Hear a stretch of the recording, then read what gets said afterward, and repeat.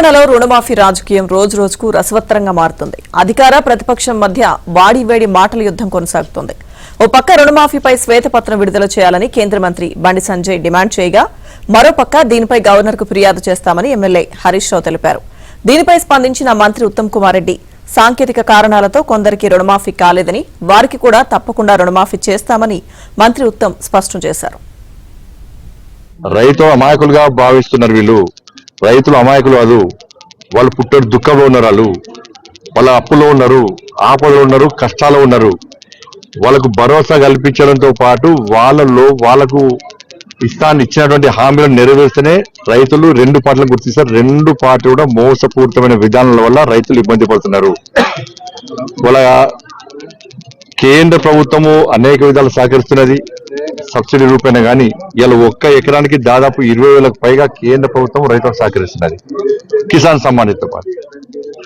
ఇలా రాష్ట్ర ప్రభుత్వం ఏం చేస్తుంది? శ్వేతపత్రం విడుదల చేస్తలేదు. ఎన్ని లక్షల మంది రైతులు రుణాలు తీసుకున్నారు? బ్యాంకులే చెప్తున్నాయి, మీరే చెప్తున్నారు. ఎంతమంది రైతులకు రుణమాఫీ చేశారు? ఎంత బడ్జెట్ కావాలి? శాసనసభలో ఎంత బడ్జెట్ మీరు రైతులకు కేటాయించారు? ఈ విషయంలో శ్వేతపత్రం విడుదల చేస్తే క్లారిటీ వస్తుంది. ఈ రాష్ట్ర ప్రభుత్వం చేసిన సగం రుణమాఫీలో 72,000 మంది ఇంకా మాకు రుణమాఫీ జరగలేదని బీఆర్ఎస్ పార్టీ పెట్టిన కాల్ సెంటర్కు ఫిర్యాదు చేశారు. 72,000. ఇంకా అన్నీ వచ్చిన తర్వాత తప్పకుండా దీన్ని గవర్నర్ గారి దృష్టికి, ప్రభుత్వం దృష్టికి తీసుకుపోతాం. శాసనసభ ద్వారా కూడా ప్రభుత్వం మీద ఒత్తిడి పెంచి ప్రతి రైతుకు రుణమాఫీ జరిగే విధంగా బీఆర్ఎస్ పార్టీ కృషి చేస్తాం. మేము మరోమారు స్పష్టమైన హామీ ఇస్తున్నాము. మేమిచ్చిన మాటకి కట్టుబడి ఉన్నాము. 2 లక్షల రూపాయలు రుణమాఫీ వరకు 15 ఆగస్టు అంటే 15 ఆగస్టుకి పూర్తి చేసినాము.